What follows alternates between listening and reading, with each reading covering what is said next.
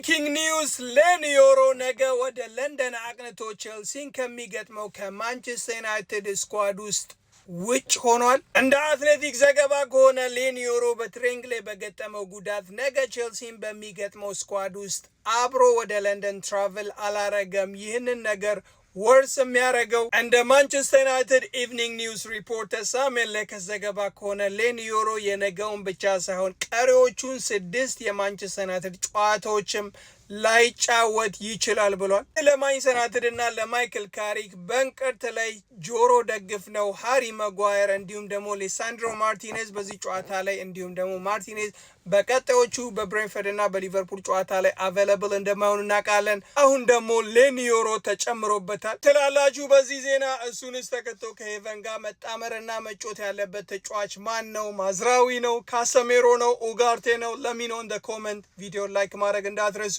አካውንቱንም ፎሎ ፒስ